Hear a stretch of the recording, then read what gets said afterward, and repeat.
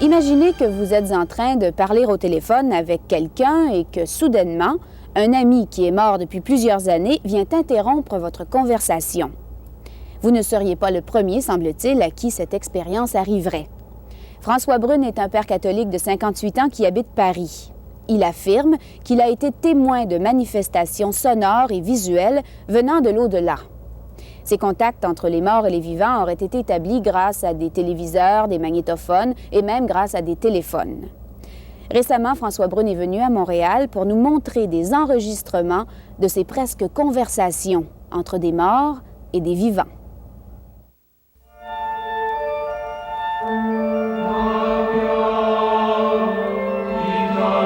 Communiquer avec les morts, c'est ce que tente de faire l'homme depuis toujours.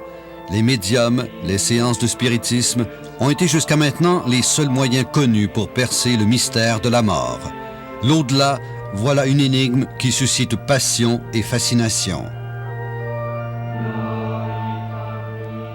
François Brune, 58 ans, père sulpicien de France, affirme que les morts communiquent avec nous. Mais comment? Eh bien par le biais d'appareils téléphoniques, de magnétophones et même de téléviseurs. François Brune, prêtre catholique depuis 30 ans, croit fermement que les morts parlent parce qu'il était présent lorsque des voix de l'au-delà ont été enregistrées. Ce soir, vous entendrez des enregistrements de voix de personnes décédées. Et pour la première fois à la télévision nord-américaine, vous verrez des images de l'au-delà. Ces communications avec les morts sont-elles réelles? Pour le père Brune, il n'y a pas de doute. Grâce à la technologie, on peut maintenant capter les messages des morts. Prêtez l'oreille et écoutez bien la voix de cet homme décédé depuis plus d'1 an. Croyez-le ou non, il s'adresse ici à sa mère et à sa fille réunies pour l'occasion.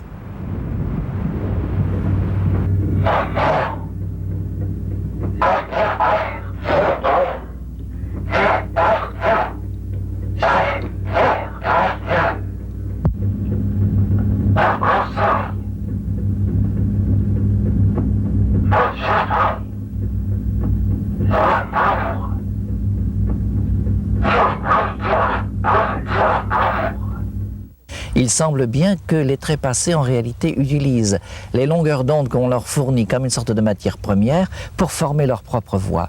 Par exemple, une fois Jurgensen est en train d'enregistrer, et puis voilà qu'à l'extérieur, un chien se met à aboyer. Alors il compte, il y a 6 aboiements de chiens.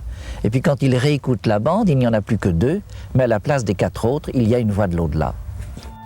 En 1963, ce Fredrik Jurgensen, un Suédois, est le premier à prétendre communiquer avec les morts grâce à un magnétophone. 2 ans plus tard, en 1965, un Soviétique, Konstantin Raudive, annonce à son tour avoir enregistré des voix de l'au-delà. Selon le père Brune, non seulement Raudive a consacré sa vie à l'étude de ce phénomène, mais depuis sa mort il y a 15 ans, il communiquerait régulièrement de l'au-delà avec un couple de chercheurs du Luxembourg. Y avait-il des témoins? Oui, le père Brune était là, le 22 juin 87, pour entendre la voix de Raudive. Et c'est lui qui s'est adressé à nous en direct à travers le haut-parleur du poste de radio lorsque j'étais présent dans un petit laboratoire qui est à l'intérieur de leur appartement. Nous étions 4 dans la pièce, ce couple d'amis, un autre ami à eux, ingénieur, et puis moi-même.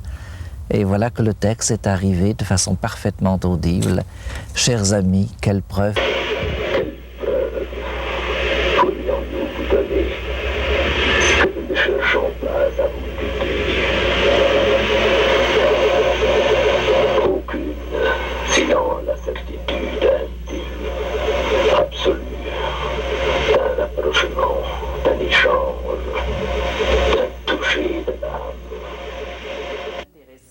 François Brune a d'ailleurs écrit un livre sur le sujet « Les morts nous parlent ».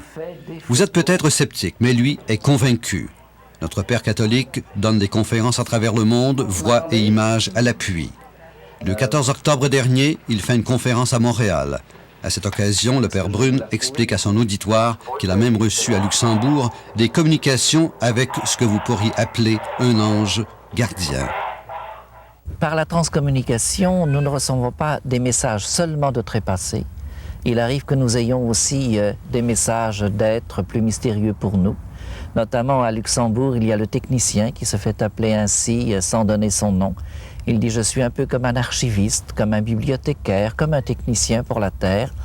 Ou alors une autre fois, il a dit « Je suis comme l'ange », il n'a pas prononcé le mot, qui accompagne les petits-enfants lorsqu'ils traversent un pont pour les protéger. Appelez-moi le technicien. Et voici une partie du message qu'a livré aux terriens ce fameux technicien. Les corps célestes sont différents de celui des corps terrestres. Il y a aussi des corps célestes et des corps terrestres. Mais l'éclat des corps célestes est différent de celui des corps terrestres. Outre est l'éclat du soleil, outre l'éclat de la lune, outre l'éclat des étoiles. Et même l'étoile diffère en éclat d'une autre étoile. Il en est ainsi la résurrection des morts. On a aussi depuis déjà assez longtemps des communications de trépassés sur téléphone. Au début, c'était quelquefois au cours d'une conversation téléphonique déjà engagée, mais il y a un certain nombre de cas où ce sont eux qui font résonner la sonnerie du téléphone.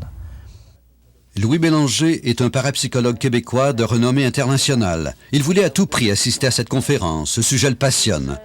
Au début des années 70, il se rend à Fribourg en Allemagne pour participer à des sessions d'enregistrement de Frédéric Jurgensen, le pionnier de la transcommunication, c'est-à-dire de la communication avec l'au-delà.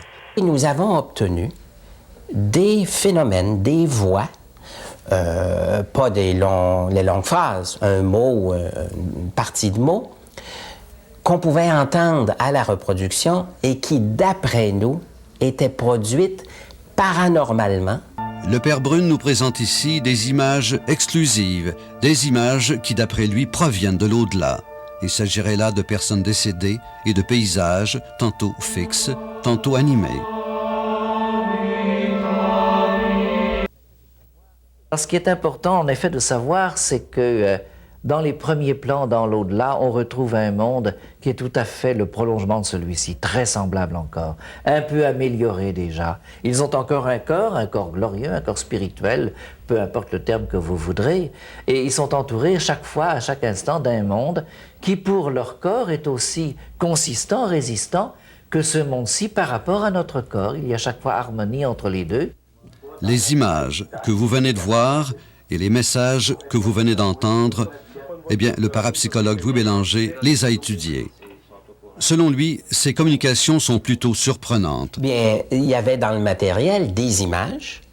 Celles-là, je ne les avais pas connues lors de mes recherches en Europe. Et puis, du son, des dialogues très longs, des paragraphes entiers. Et ça m'a étonné parce que nous n'obtenions que quelques mots, des bribes de mots. Et à ce moment-là, bien, ça m'intéresse au plus haut point de connaître les conditions techniques d'enregistrement de ces longs paragraphes avec un personnage, par exemple, comme Raudive. En 1970, Louis Bélanger travaille avec Constantin Raudive sur les phénomènes de transcommunication. Raudive meurt en 1974. Aujourd'hui, les communications avec Raudive en provenance de l'au-delà fascinent Louis Bélanger. Dans son matériel, le Père Brune a même un enregistrement avec la voix et même l'image de Raudive simultanément. Cette communication en allemand aurait eu lieu le 3 décembre 1988, soit 14 ans après sa mort. Et voilà qu'un beau jour, il leur fait cette surprise extraordinaire, une première mondiale, la toute première fois que le son et l'image sont transmis en même temps. C'est ce qu'il leur dit, après les avoir salués. Le moment que vous vivez est une heure historique, aussi bien de votre côté que du nôtre. Es ist das erste Mal, dass Bild und Ton gleichzeitig durchgesendet und empfangen werden. Ich habe mich entschlossen, sowohl einigen, die noch immer zweifeln, etwas beibringen zu wollen, ein Bild von mir selbst durchzugeben, so wie es mich zeigt hier, wo ich jetzt auf dieser Seite am Ufer des Flusses der Ewigkeit bin. Comment voir clair dans toute cette histoire et surtout qui est ce fameux Père Brune? Un imposteur, un homme naïf victime d'une supercherie ou le témoin privilégié de la plus grande découverte du XXe siècle? Une chose est sûre, l'hypothèse de la télékinésie n'est pas valable pour ce qui est des longs messages verbaux. À vous de juger. Et pour l'instant, François Brune continue à répandre la bonne nouvelle à travers le monde. Selon lui, nous aurons d'ici quelques années des dialogues fréquents avec l'au-delà.